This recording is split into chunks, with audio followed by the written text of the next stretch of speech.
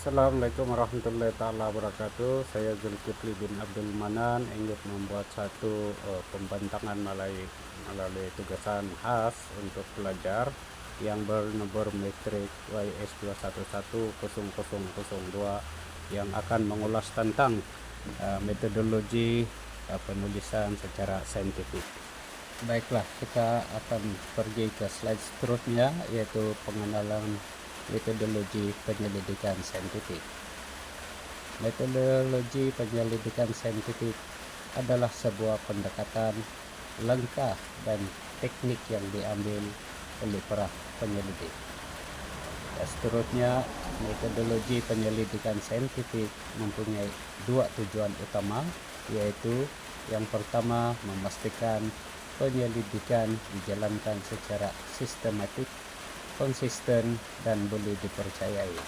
Dan yang kedua, membantu penyelidik mengumpul data, menganalisis maklumat, dan membuat kesimpulan. Seterusnya kita pergi kepada proses atau kaidah sesebuah penyelidikan itu adalah yang terbaik atau sempurna, dan sekurang-kurangnya kita mesti mempunyai 5 kaidah yang mesti ada dalam sesuatu penyelidikan tersebut. Yang pertama adalah kaidah kuantitatif, kedua kaidah kualitatif, dan yang ketiga kaidah gabungan atau kaidah campuran, yang keempat kaidah penyelidikan kritikal, dan yang terakhir adalah kaidah penyelidikan etnografi. Dan slide seterusnya merupakan langkah-langkah dalam penyelidikan saintifik.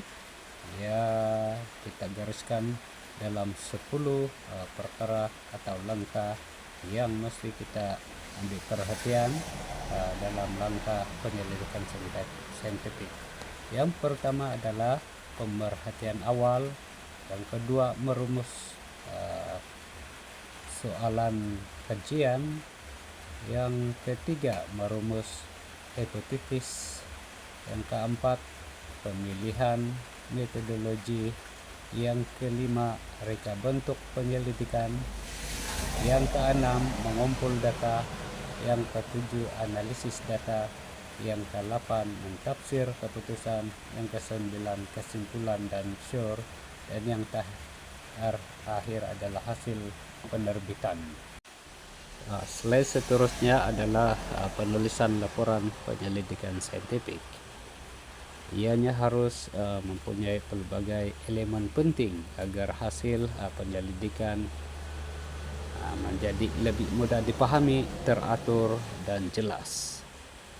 Ia mempunyai halaman tajuk, metodologi, abstrak, ulasan lecture, perbincangan, pengenalan, rujukan, lampiran, keputusan, dan yang terakhir adalah kesimpulan.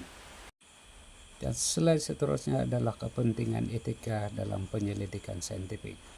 Ia seharusnya mengandungi 5 elemen penting, yaitu yang pertama melindungi keselamatan dan kesejahteraan, yang kedua menghormati hak dan privasi individu, yang ketiga memastikan kejujuran dan keberkesanan penyelidikan, yang keempat memastikan keselamatan alam sekitar, dan yang kelima memastikan keadilan dan kesaksabaan.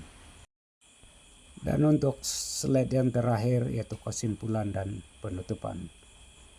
Secara kesimpulannya, penulisan secara saintifik ini dapat merungkaikan masalah yang rumit, seterusnya boleh membangunkan teknologi baru, seterusnya meningkatkan kualitas kehidupan, dan juga proses sistematik. Dia juga melibatkan pengumpulan data dan analisis, dan perlukan usaha gigih, ketetapan, dan ketekunan untuk mengumpul data. Dan seterusnya perlukan kerjasama individu dan organisasi. Seterusnya perlukan peralatan, bengkel, dan bahan eksperimen.